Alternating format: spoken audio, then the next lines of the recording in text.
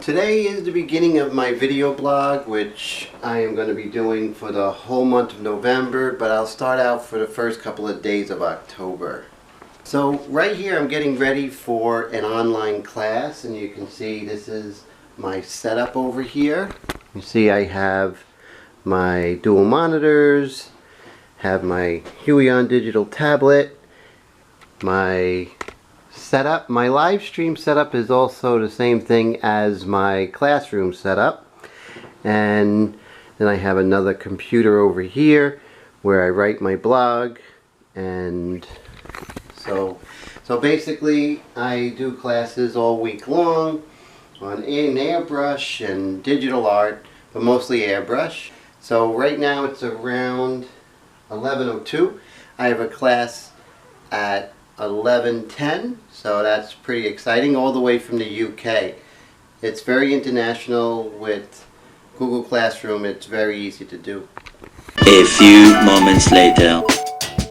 Okay, so it's the end of my teaching day. I had two classes, and one of my students are in the UK, and another one is here in New Jersey. Both are done remotely with my Google Classroom, which is very good. And so we can do full classes, perfect sound, and they can see what I'm doing step by step. And so right here I have two students. This is not their work, but these are the demos that I did for them, and we're still in progress. So you can see they're very close in the progress. So what I would do is, while I'm with the student and they're at, let's say, a different stage of the eye, and I will show them with the Google Classroom, let's say darken the eye, and they could go ahead and do exactly. So I don't just tell them, okay, you need to add more shadow here, or put in some little hairs. I can actually show them. So that's why I have two of the same, because I have two students. So I painted it twice so I can show them as they're painting theirs. So it's a very good technique for teaching, and I think the results really do stand for themselves. I love when a student does something that they didn't think that they had the ability to do. So that's why I love teaching so much. And right now with COVID-19, of course, everything is, of course, online. So you see my setup. I have my studio video lights, and I have a nice DSLR camera here. I also have little webcams, a couple of them. We'll see one right over there as well. So I had two classes today, 2 hours each. Later we're going to go ahead and work on one of my personal pieces, so I can show you basically how I work on my own. Okay, great. So we're just going to have some leftover sandwiches. Nothing too fancy, nothing too healthy either. This will give me fuel, so when I can go ahead and work on my own stuff for the night.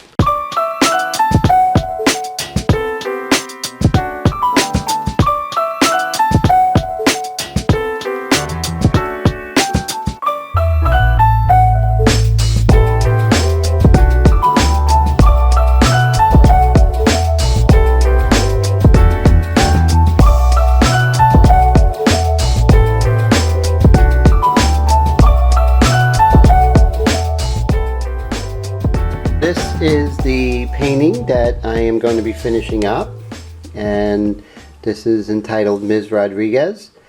And as you can see, I'm almost done. Just little finishing touches here and there. The airbrush, of course. We have the Badger, my modifications of the Extreme Patriot 105. And then here I have the Extreme Patriot Arrow, both modified by myself. Alright, so you can see this is my reference that I'm working from, and what we're going to do is we're just going to do some very loose detail. I have the light mixture in here, so I'm just going to, okay, so I have my reference over there that you can see. And what I'm going to do is I'm just going to do the slightest of detail here.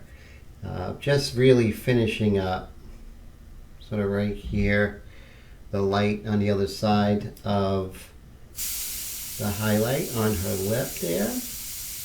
And then you got to do the dark right next to it for that highlight to really show up.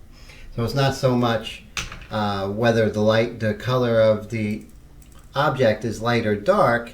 Basically what's next to it really counts. So you see, I'm just going to go ahead and put in these two highlights there. And then what I have to do is right next to it, just come in with a dark. See that? That makes her lips really feel three-dimensional. And that's what I'm really after.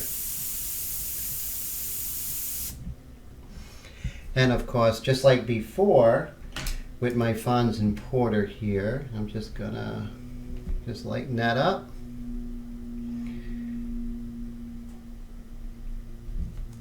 There we go.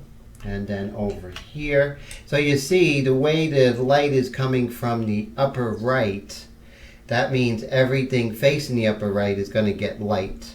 So this part of the crease of the lip that is facing the upper right is actually on the lower left.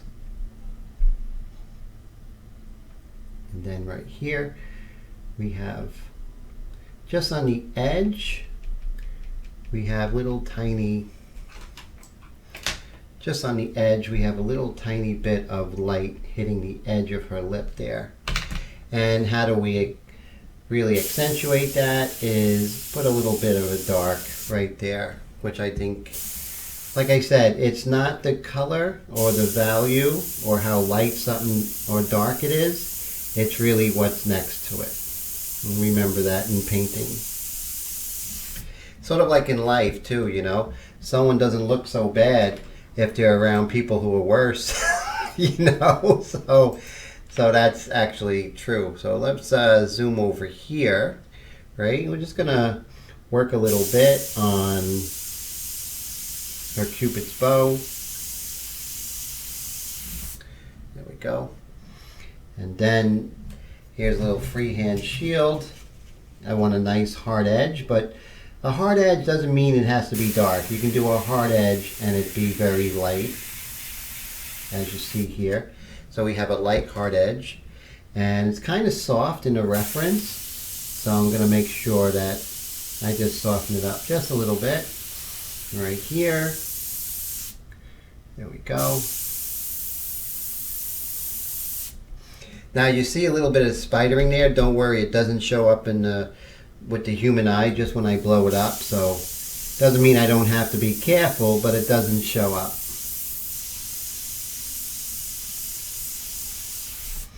Okay, so let's zoom up and move up, and then let's see if we can go ahead and add a little bit of highlight over here.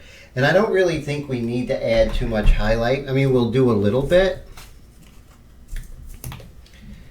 but I don't want to keep this video too long, but I'm just gonna pull this light here and pull some pastel.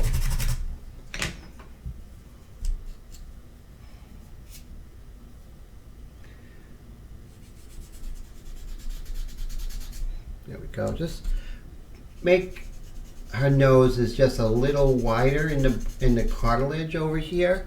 So I'm just going to start to establish that, and then I'll show you what I can do with the light mixture. Okay, so right now, and then we just, remember, it's not what value it is, it's what's next to it. So if I darken what's next to it, then that's going to lighten up automatically, like magic. Okay, and then we have a little bit of dark right here. So we're just doing the last touch-ups, making her look more three-dimensional. So we zoom out and look how that starts to come together, which I love. And over here, just a little bit darker over here. I want to sort of that frown line. I want to accentuate that just a tiny bit. Now, someone asked me, Tim, why do you paint people who are sad? Why do you do that? Because I don't just paint sad people. I paint happy people when they're happy. But, you know, if you're a writer, you want to be able to write about all the emotions. And that's why I like having a full range of emotions when I'm painting people over the course of several subjects. I just don't want to do happy people or people thinking. I definitely want the whole gamut of emotions. That's all I'm going to do here, just showing you how I go through my day of teaching and then go into my own work and what it entails. So I hope you guys have a very good evening. This is the first installment of my video blog, which I will try, no promises, but I want to commit to this every day, just doing a couple of minutes and sharing that with you. It's more for me to get better, and I want you all out there, the guys and girls out there who are subscribed and not subscribed, to get to know me, and maybe I can get to know you all. Take care of yourselves. I hope you have a great day.